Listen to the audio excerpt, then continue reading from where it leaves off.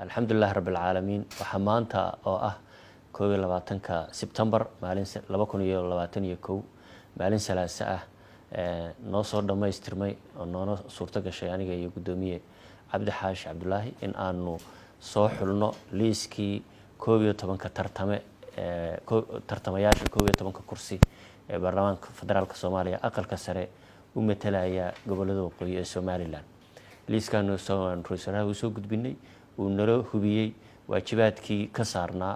uu ka gutay waxa uu maanta diyaar u yahay in aanu shaacino una soo bandhigno bulshooyinka Soomaaliyeed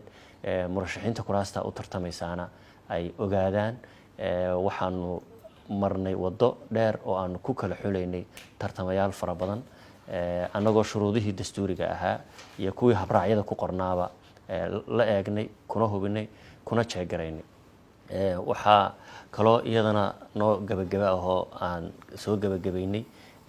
ergadii 23 oday dhaqameed iyo 23 ergey oo noqonaya baarlamaanka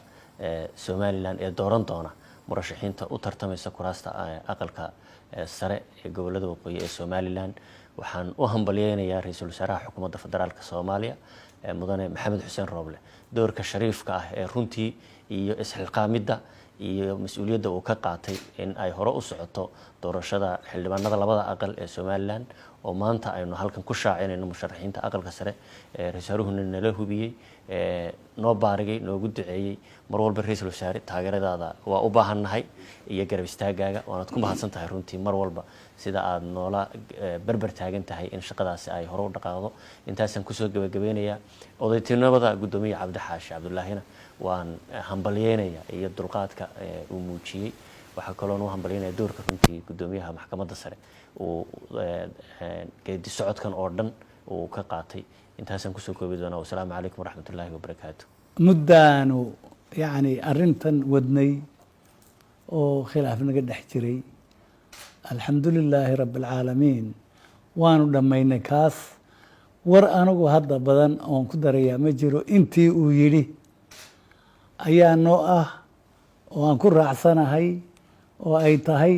sidaa uu sheegay ayaan kula midaysanahay oon ku raacsanahay shacabka Soomaaliyeed waxaan leeyahay hambalyo maanta waa maalin taariikh ah gaar ahaan aniga taariikh gooni ilaa maanta waxaa halkan ku qaabilay gudoomiyaha Cabdi Xaashi iyo ra'iisul wasaare ku-xigeenka Mahdi oo maanta halkan ii keenay liiskii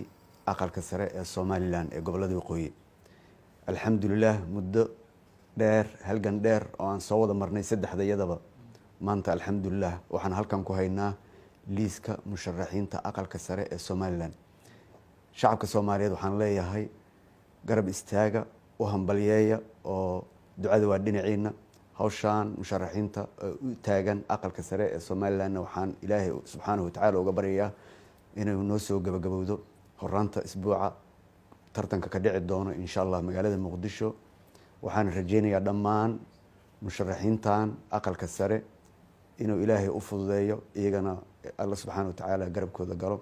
anigana waa soo dhaweynayaa ducadii waa ku tufay waan garab istaagay sidaan hore idinkugu sheegayna doorashadii way socotay ma sha Allah maanta horumar ayuu dalka ku talaabsaday doorashadii Somaliland sidaan ayay noogu furan tahay wabillahi tawfiiq wassalaamu calaykum waraxmatullaahi wabarakaatuh